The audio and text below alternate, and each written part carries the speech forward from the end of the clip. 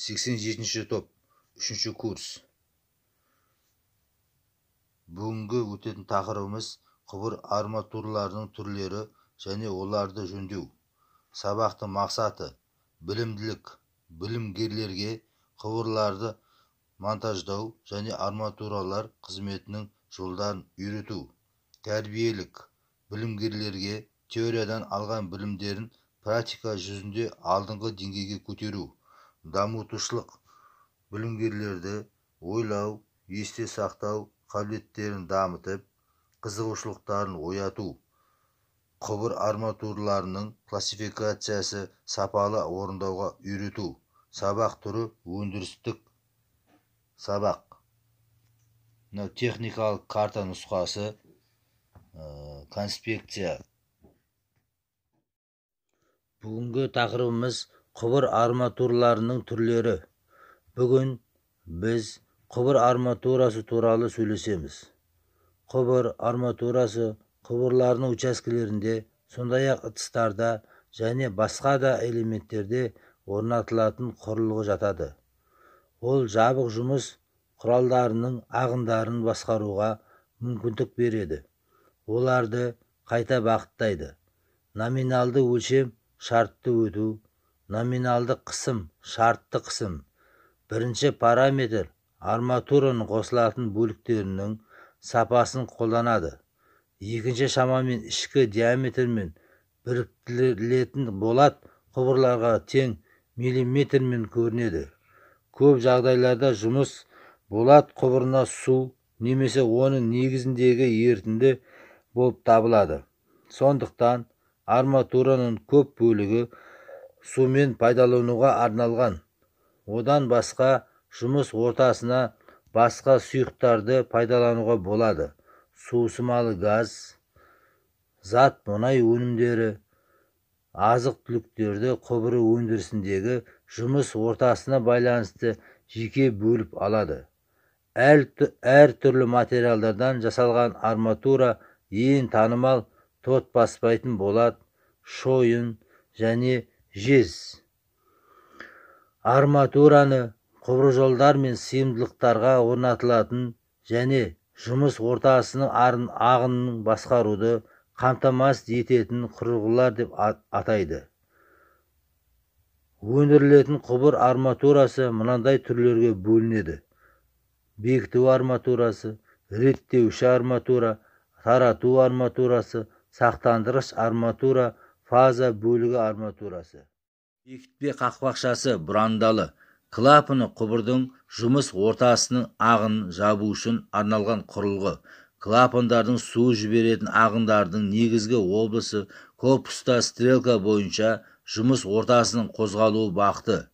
Бекітпе клапаны бекітпесінің тығыздағыш бетінің тегіс немесе конус тәрізді нысаны болуы мүмкін.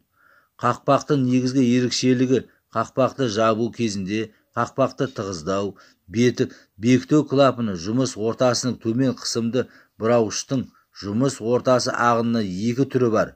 Клапанды жабу кезінде тікелей ағатын сәт аса жоғары. Жоғары қысым вентилде жұмыс ортасының ағыны алтыншаның үстінен көтеріледі. Қысу күшін жасай отырып. Азайтатын айналмалы момент қақпақты жабу кезінде, бұранданы ашу кезінде алтындық сыналы ысырмамен салыстырғанда өзінің толық өту клапан қалпынан 20-40 градусқа дейін көтеріледі. Бекіту құбыр арматурасы болып табылатын бұранданың конструкциясы ішкі жұмыс кеңістігінің неғұрлым ұтымды, қарапайымдылықты пайдалануға мүмкіндік береді. Бұрандалық конструкциясы олардың өндірісінің және бекітпенің сенімді нығыздауына қызмет көрсетуді қамтамасыз етеді және тапсырылатын беттердің елеусіз үйкелуі. Клапанның негізгі артықшылығы: ершіктер металдың тығыз құрылымы соғудан жасалады. Бекітпенің тығыздауыш бекіттерінің химиялық құрамының хром бар, немесе олар өте қатты қорытпамен қорытылады.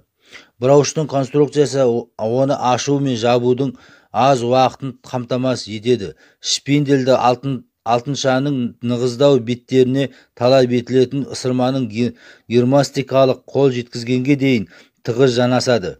Жоғарғы тығыздау конструкциясы клапаны толық ашық күйде болғанда толтырғышқа жұмыс ортасының қысымының ұзақ уақыт әсер етуін болдырмайды. Тығыздамалық толтырғышты жасалған тығыздамамен жасалады.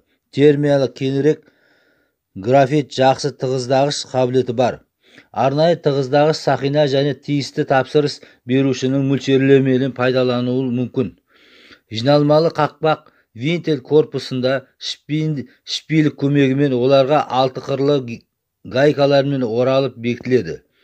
Бұл бұйымды тез және ыңғайлы бөлшектеуге мүмкіндік береді.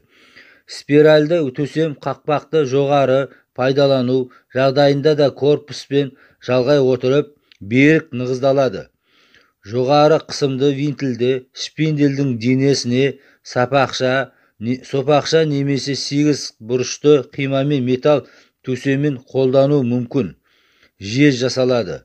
Бұл клапанның еркін және жұмсақ ашылуын қамтамасыз етуге мүмкіндік береді. Бекітпе клапанның негізгі техникалық сипаттамалары: техникалық сарт ГОСТ 33-26, ГОСТ 96-97, номиналдық диаметр ДН 15-400 мм, номиналдық қысым ПН 1,6-25 мегапаскаль.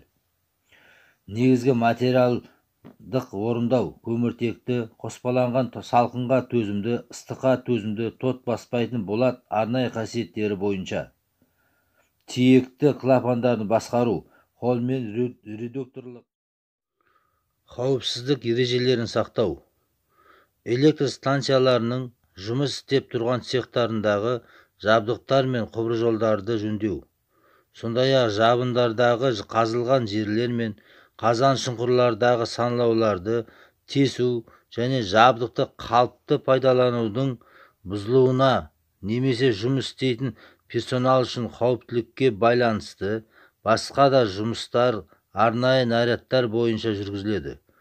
Жұмыс басталар алдында слесарь жұмыс орнын тексеріп, артық бөлшектер мен материалдардан босатылуы тиіс. Электр сымдары мен құрылғыларында байқалған ақауларды түзетуге, сондай-ақ жарық өткізгіштерін бір орыннан екіншісіне ауыстыруға тыйым салынады.